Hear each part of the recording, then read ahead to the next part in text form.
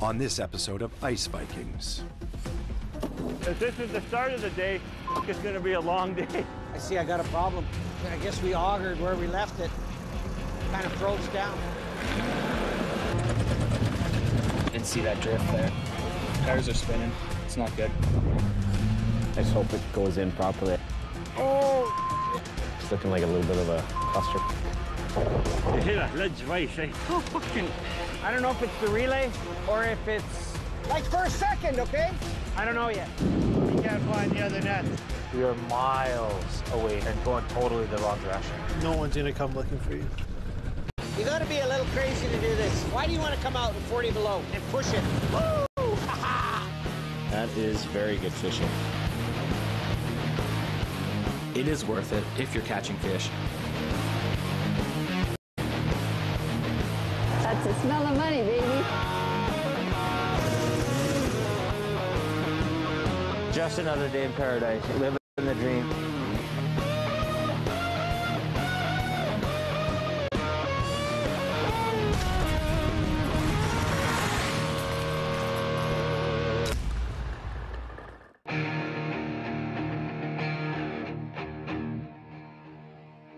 Trevor Christensen is back to lift the nets he recently set in a location his dad Chris said would have fish. Just go back a little bit for now. I don't want to go too far back. He's hoping his dad pointed him to a spot that's rich with pickerel and whitefish. Well, this isn't looking too good. Nope, not at all. No wonder my dad told me to set here. There's no fish here. This f***ing sucks. I knew I should have went up north. I mean, this net didn't have a single fish in it. It f***ing sucks. Like, this is fishing. I should never have listened to my dad. I should have went up north. I'm not going to finish everything I have to do by the end. I'm going to try one more net, and if there's nothing in that, then we're just going to go home. Morning in Gimli. And like everyone else, the world is about to change for the Ice Vikings. The COVID-19 pandemic has now hit home on Lake Winnipeg.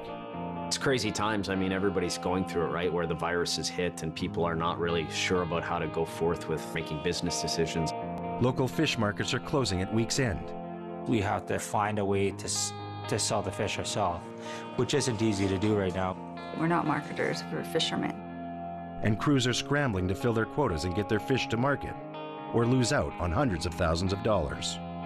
We might have a little bit of quota unfished. All that money sitting on the table, whether you caught the fish and you have nowhere to ship it or there was no fish, you're still on the hook for all your payments. You could be really suffering. It's more added pressure for everyone to finish early, as there won't be a market to buy their fish. I think it's going to affect a lot of people in different ways. This is just the start of it, I think, and we'll see what happens. Like, who knows if there'll be a spring season? There's a lot of things that can happen, eh?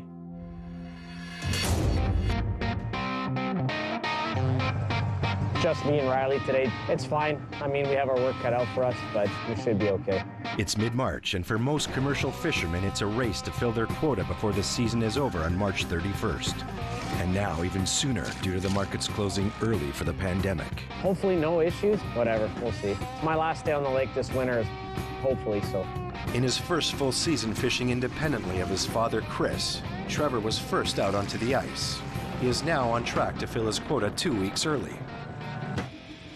It's not a bad feeling. I mean, it's bittersweet, I guess. Close to the end for me, it was a pretty good year, so it got cold really fast, so it was kind of a longer season than normal. Like, we started fishing in November, which is still pretty early to be winter fishing. So I had a long season, and I don't know. I can barely even remember the beginning of it. I started early, and maybe I finished a little early too, so it's kind of a funny year where usually we're scrambling at the end of the season, whereas this year I'm finishing quite early, and it's a weird feeling. There will be lots of people that maybe still are rushing to fill their quotas or whatever, and that's not a very good time to be on the lake. I'm happy to see it coming to an end. But Trevor's got big plans to keep him busy off the ice. He's recently become a fish buyer and has huge plans for marketing, processing, and on-site storage. I'm a fish dealer now, so I'm able to buy other fishermen's fish and sort of make extra revenue that way. I think having my own fish processing shed and, you know, just kind of going bigger and bigger each year.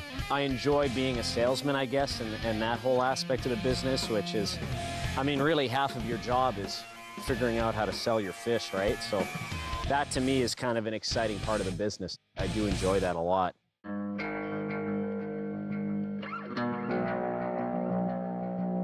Closer to Gimli, the warmer days of March have started to wreak havoc with what's left of the winter ice.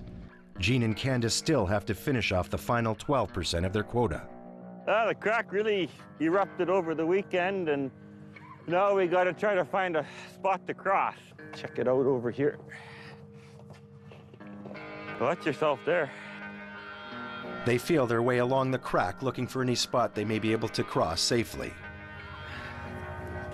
By end of day, the crack can open as wide as 30 feet, making it impossible for a bombardier to get back across. See, this spot here, if we really rolled over it quick, we could get across, I think, here. Don't know how solid that is. No, this is not ideal here. It looks frozen, but it's not. It just looks enticing to a bombardier until you get on it. And it will give way because it hasn't been cold enough. It was open over there, eh? There's a double crack here now. Yeah. So there's double crack. There's one about 10 feet where that ice is lifted, and there's one right here now. So it's just about impossible right here. With temperatures rising, they are on the lookout for rotten ice, places where you could easily fall through. With thousands of dollars in fish and equipment, such as their lifter and nets on the other side, not crossing the pressure ridge isn't an option. To get my trusty chisel, I think I'm going to jump on the snowmobile and take a little cruise here. You hope that you can get a spot that's close enough. I mean, you can go for miles before you find a spot that's decent. Because every morning you come out is different, so I'm checking out a spot over there. If this is the start of the day, it's going to be a long day. It's stressful, eh? You know, every day you're looking for a new crossing, and it's always changing underneath. He's, looks like he's across, so we'll make our way over there, see if we can get across too. Yeah, that's not too terribly bad. No. It was just a bit of work to knock it down. But just the trouble of knocking it down, if you don't got the tools to do it, you're not going to get across. So you always carry a needle bar or chisel with you. Ice underneath? It's ice underneath. Years of experience tells Jean he needs to feel solid shelf ice underneath what has been pushed up for the bombardier to safely cross. Shelf ice is the existing ice that sometimes sits below what has been pushed up. If there is no shelf ice underneath, the bomber won't have the support it needs and will break through the ice and sink to the bottom of the lake. You got to be really careful. You got to always be checking with needle bar or chisel. There, it should be good. But that's what we need. It's good crossing here. It's about a foot of ice there. It's pushed up. It'll be good. Good. We were lucky to find this here.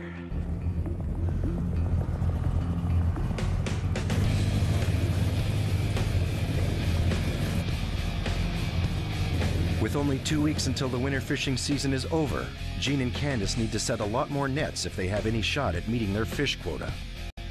They had hoped to have finished by now, but this year it looks like they'll be going until the end. All right, and I'm going to keep going and looking for the promised land.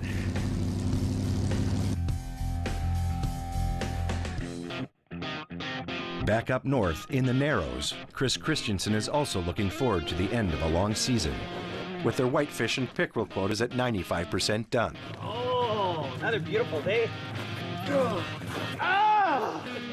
suck it up. Got an issue here.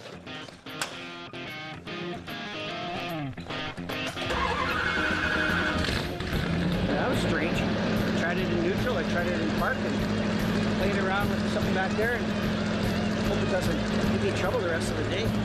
A loose battery cable could be the issue, but with the bomber started, it's time to head onto the ice. Oh, where would you rather be?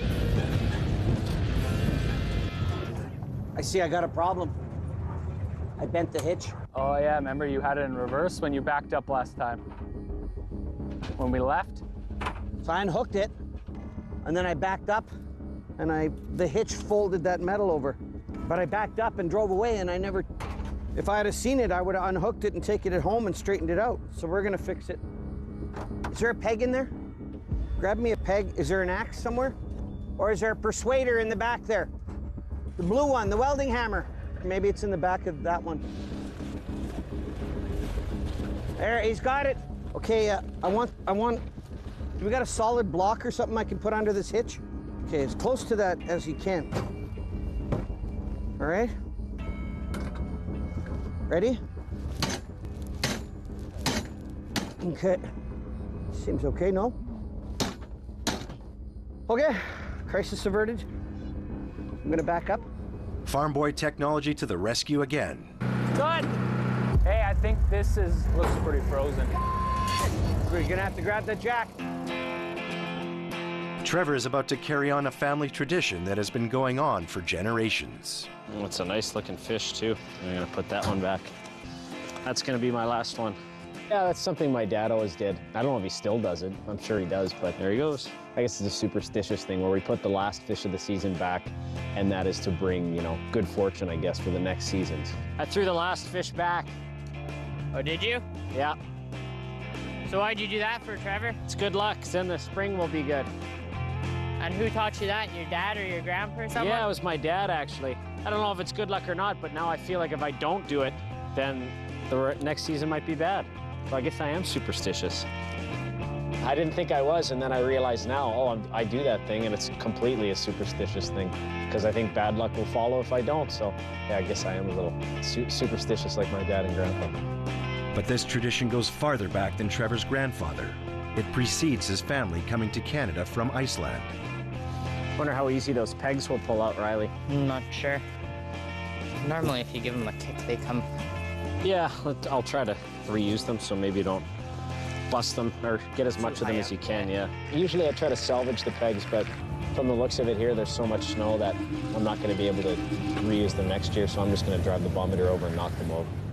While Trevor wraps up his last 4 nets for the season, his father, Chris, is having a rough time getting started. Okay, see if it moves. They're attempting to break the lifting caboose from the ice. Jack it up. I did this side. It got frozen in here, so I'm jacking it up to break it free so we can move it. I guess we augured where we left it. Kind of froze down. Okay, try it. If you guys want to help, just go get me some coffee. Shut up! Figure it out.